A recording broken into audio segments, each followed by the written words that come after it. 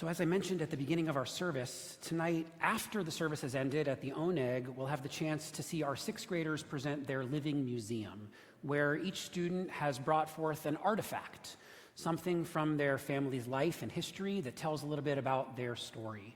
And I had a chance to see a few of the artifacts during our dinner or just before it earlier this evening. I saw, for example, a photograph of someone's, I think, great-great-great-grandfather in front of the family store in Poughkeepsie.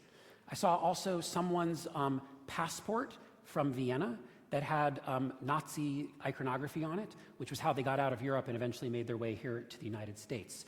And I'm sure we'll see many other fascinating artifacts there at the Oneg as part of our living museum.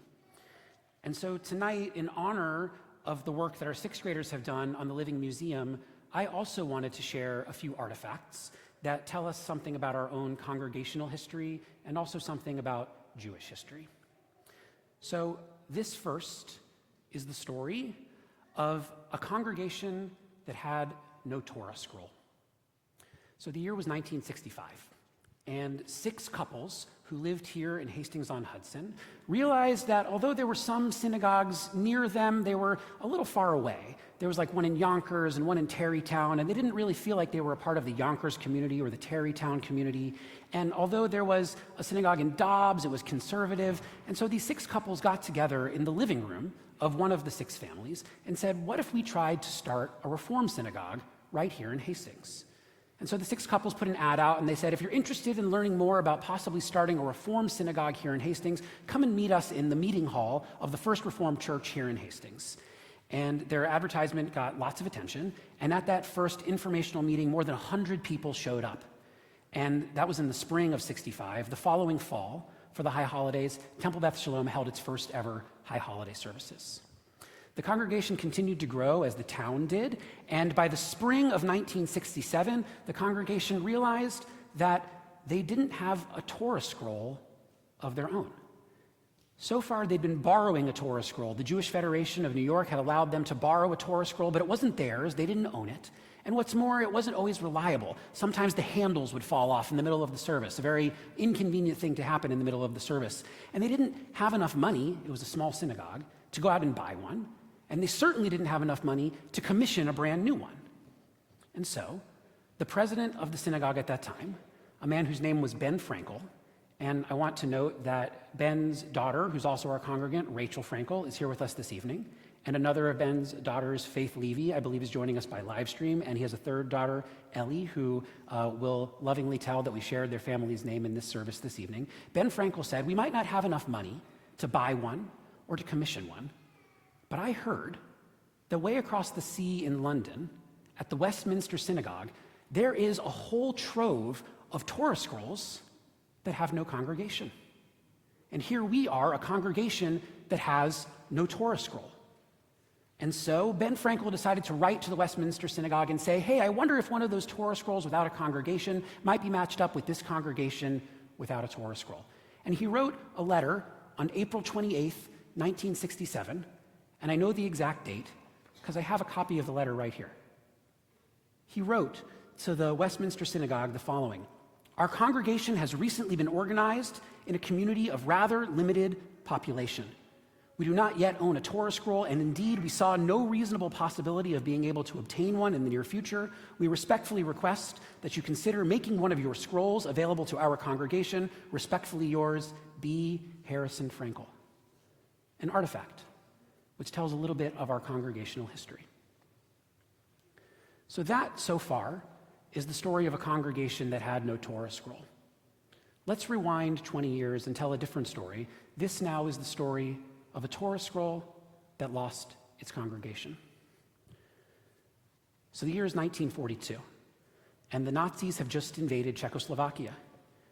And one of the first things that the Nazis did when they came into Czechoslovakia is that they forbade Jewish religious practice.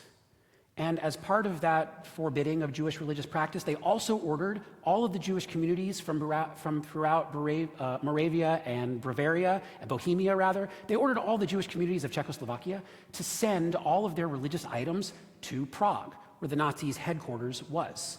And the Nazis there were going to make sure that Jewish life wasn't able to be practiced out in the provinces because all of the Jewish objects were going to be sent there to Prague. Now, there's some debate as to why the Nazis didn't just destroy all of those materials. That's not what they did. Instead, they collected them and they actually very carefully cataloged them.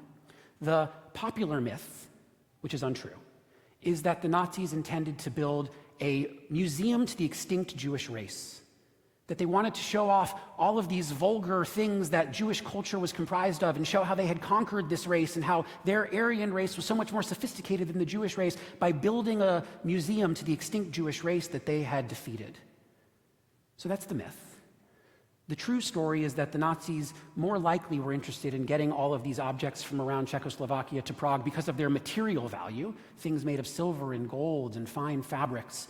But whatever the reason may have been, the Nazis sent out this order, and all of these Jewish artifacts came from all around Czechoslovakia to Prague. Some 200,000 artifacts came from around the country and came to the capital city of Prague. There were Torah crowns and breastplates and yads used for reading a Torah scroll, metal eternal lights from synagogues all over the country, Kiddush cups and spice boxes, challah knives, beautiful Torah covers, mezuzahs, memorial plaques, Hanukkah menorahs, and of course, there were Torah scrolls. Now, the Nazis, of course, are famous for having been meticulously organized. We know that every train that they sent off to the death camps, they knew exactly what time the train left and what time the train arrived, how many people were on it, and every other fine detail that they kept meticulous notes of. And so it should be no surprise that all of these artifacts that came in from across Czechoslovakia, they also meticulously cataloged. Everything that came into Prague, they made a little index card. And on the index card, they wrote down pertinent information about the object, the place from which the artifact had come, the condition in which it arrived. Was it in poor condition, good condition, excellent condition? The year, seemingly, that the artifact had originally been made, the size of the artifact. And then on the back of each index card, they wrote a serial number and attached also a serial number to the object itself. So that in a pile of mezuzahs, they could look at any one mezuzah, find the serial number, 1463, and go and look in their database and see 1463, yeah, that's the one from this town, and it's this old, and it's worth that much. In writing a serial number on each object, the Nazis did what they were famous for doing. They took living things, sacred things, like a mezuzah or like a person's arm, and put a number on it.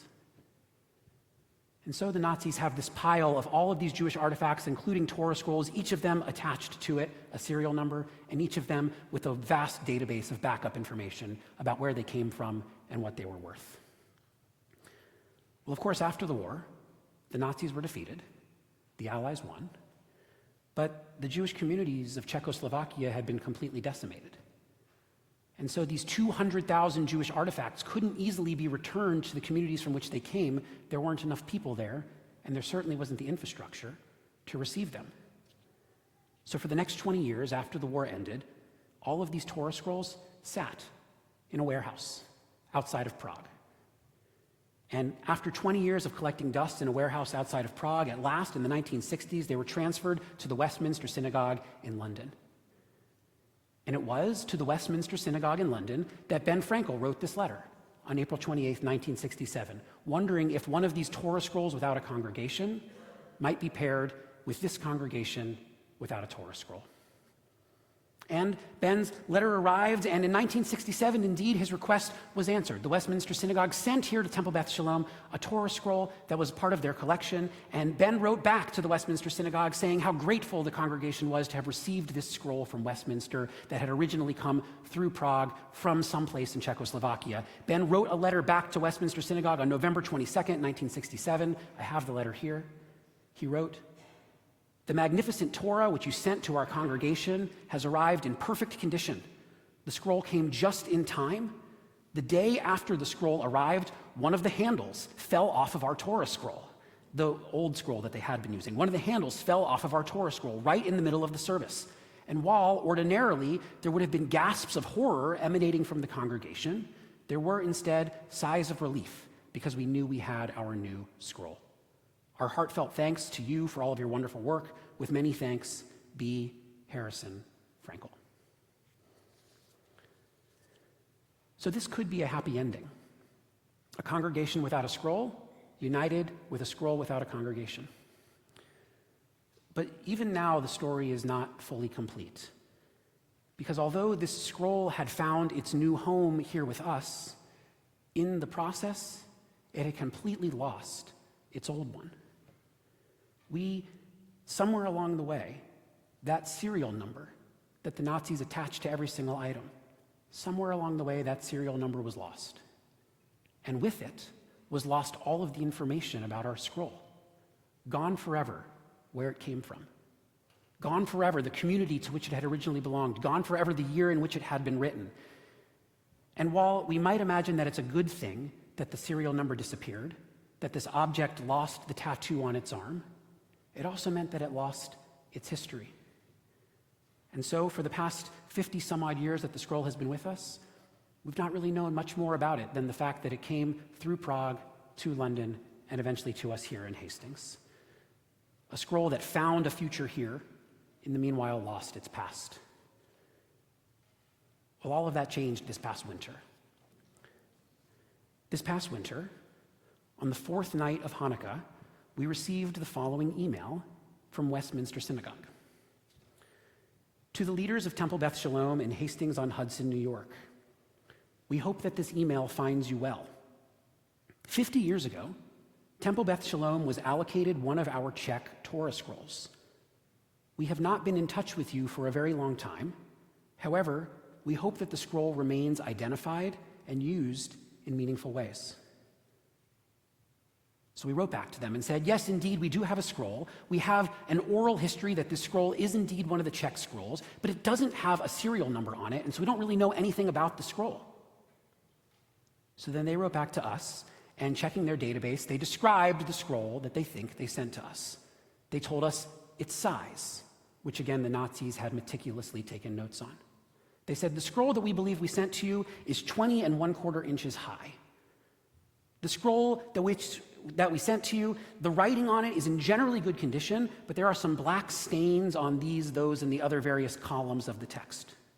The scroll that we sent you, a couple of pieces of the parchment are creased, and in one particular place, 2 pieces of parchment need to be sewn back together.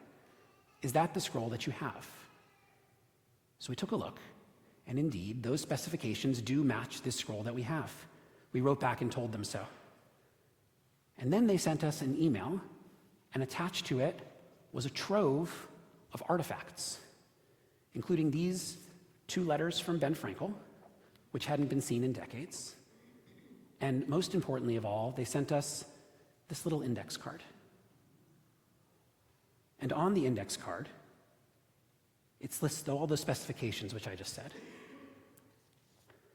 So having this index card in hand, I would like, for the first time publicly really, to reintroduce to our congregation this Torah scroll. This is Czechoslovakian Torah scroll, number 1,300, This is Czechoslovakian Torah scroll, number 1,537.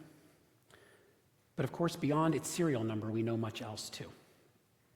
We know that it was around the year 1800 that a Jewish scribe sat in a dark study somewhere in Czechoslovakia and put ink to parchment, meaning that this scroll is 224 years old. We also know that before this scroll came here to Hastings-on-Hudson, before it came to Westminster Synagogue in London, before it came to the capital city of Prague, that originally it traveled to us over 4,000 miles from the city of Brno. Brno, the largest city in the region of Moravia. It's about halfway between Prague and Vienna. And so, because we've given this scroll a new future here in our congregation, we thought we also had a responsibility to give this scroll back its past. And so over the past month, a team of congregants led by Greg Weiss have been researching the Jewish history of Brno, the place from which our scroll comes, so that we can know a little bit more about its past and reunite this scroll with the place and time from which it comes. And just a side note, we're going to make this information publicly available to the congregation so that we can have this, all of us, in our collective story. So briefly, Jews first arrived in the city of Brno in approximately the year 1250, and although they were first encouraged to come and settle there in order to strengthen the economy, to serve as moneylenders and as peddlers, after just 100 years of living in Brno, the Jews were swiftly kicked out of town. And for the next several hundred years, they weren't allowed to live in the town itself. They had to live in small villages around the outskirts. They were permitted, however, because they were money lenders and peddlers, to come into town one day a week, on market day, when things were bought and sold. But if they came into town, they were only allowed to stay in one particular inn. They had to stay in that inn so that no one would try to spend the night and then stay forever. They'd spend the night at the inn, they'd work at the market, and the next day they'd have to go back home to their communities on the outskirts of Brno. After this period of not being allowed to live in town ended, Jews did eventually come back to Brno, and in the 1800s, they built a great synagogue in the center of town in the Moorish, North African, Southern Spanish style, the Moorish style. It was one of only 2 buildings in Brno in the 1850s to have indoor electrical lighting. By 1939, on the eve of the Holocaust, Brno had 13,000 Jews living there. So that's the town of Hastings 1.5 times over of Jews. 13,000 Jews living in Brno, 10% of the city's population. Sadly, during the Holocaust, the great synagogue in Brno, the Moorish style with the electrical lights, was burned to the ground. Sadly, almost the entire community was shipped off first to Theresienstadt and then also to Auschwitz and to other camps. And after the war, only 1,000, less than 7% of the community had survived. Today, there's still a Jewish community in Brno, but it's small, about 200 Jews there. They still continue to hold religious services and cultural activities, and they're working also on restoring parts of their synagogue and, most importantly, on documenting the history of their community. So there we have it. The story of a Torah scroll that didn't have a home and a congregation that didn't have a scroll. There we have it, a scroll that at first lost its past and gained a future and eventually was reunited with its past. And all of that happened on account of some artifacts, like the ones our students are going to present later this evening at the Living Museum. And this week, we're adding 2 more artifacts to the pile.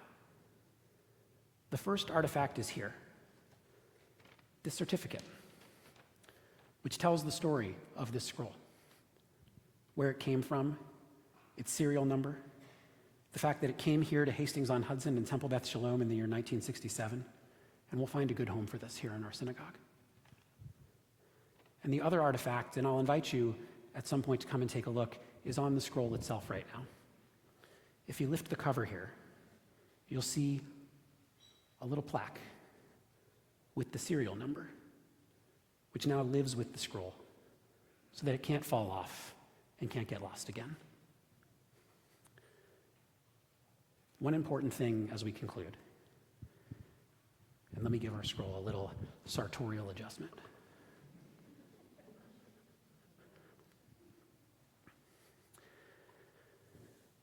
One last thing. While it is artifacts that helped to put these pieces back together, it is so important that we remember that the scroll itself is not an artifact. When we think about an artifact, we think about something that is old, something that's behind glass, something that tells the story of once upon a time, and the Torah scroll should never and can never be that. We chant from this Torah scroll every single week here when we have a bar bat mitzvah service. It is not an artifact. It is a living object, like the Living Museum that our 6th graders will present a little later this evening. In my imagination right now, I'm picturing the scribe in the year 1800. He's sitting at his desk, writing letter by letter, word by word, column by column, the letters of this scroll that we have today. It's late at night. And although in his worst nightmare, he could never have imagined the journey that this scroll would take, I also imagine that in his best dream, he could never imagine that we here today would be picturing him in our minds. Even though that scribe has long since died, every time we open this scroll and read from it, he and all of the Jews throughout the past 224 years who have ever read from it, they all are alive again. Every time we open it, he's sitting there at his desk, writing letter by letter. The ink has not yet dried. The story is not complete. Shabbat Shalom.